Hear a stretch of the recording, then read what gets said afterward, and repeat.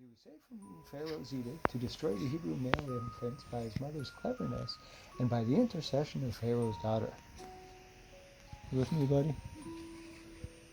Okay, where were we?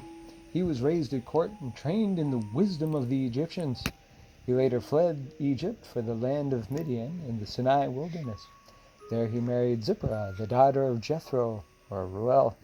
After meeting God at the burning bush on Mount Sinai, Moses returned to Egypt to lead the great exodus of Israel back to the promised land.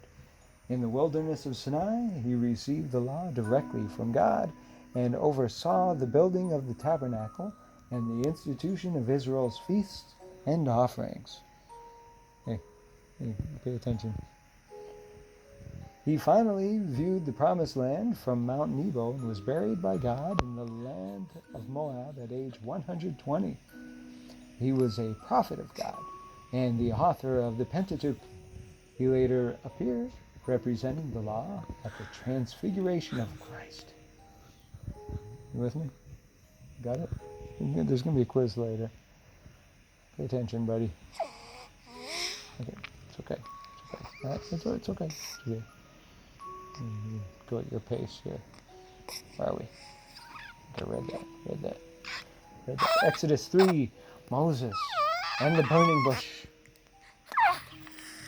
Now Moses kept the flock of Jethro, his father-in-law, the priest of Midian, and he led the flock to the backside of the desert and came to the mountain of God, even to Horeb. And the angel of the Lord appeared unto him in a flame of fire out of the midst of a bush.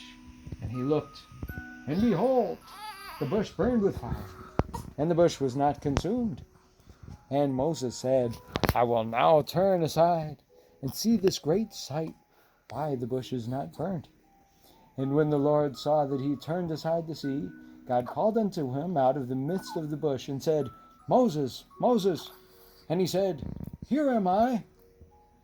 And he said, Draw not nigh hither, put off thy shoes from off thy feet, for the place whereon thou standest is holy ground.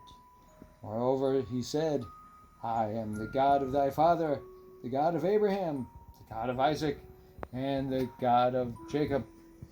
And Moses hid his face, for he was afraid to look upon God.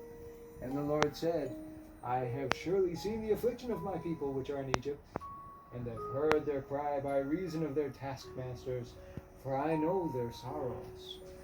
And I am come down to deliver them out of the hand of the Egyptians, and to bring them up out of that land unto a good land and a